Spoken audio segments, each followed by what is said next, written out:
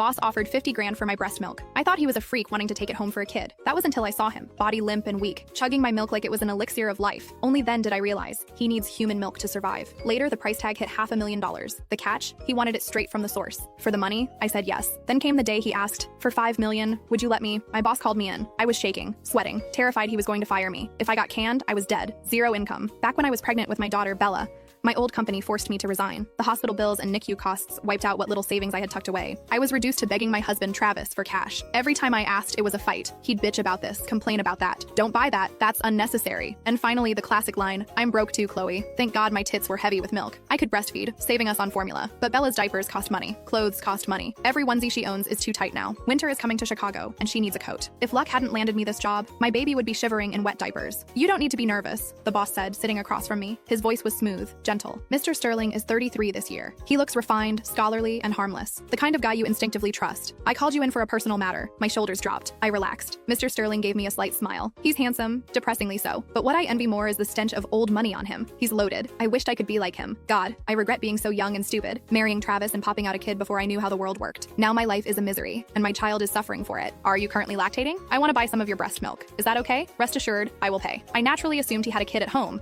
or maybe a friend's baby was starving and the mom ran dry.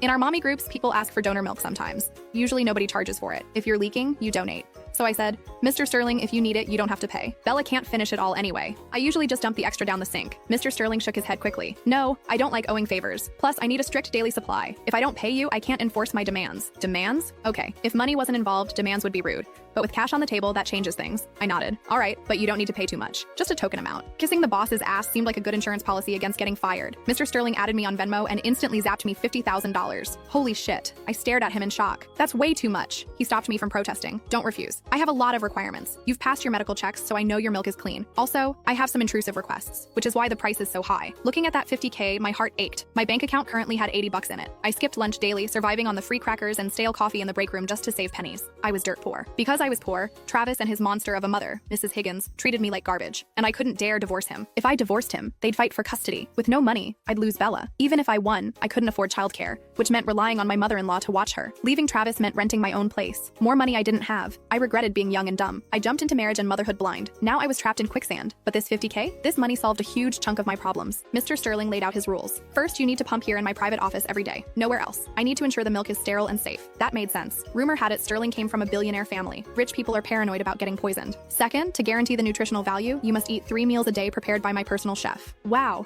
Rich people are difficult. But this was good for Bella's milk quality. Plus, eating dinner here meant I didn't have to go home and face Travis and the old hag for dinner. Win-win.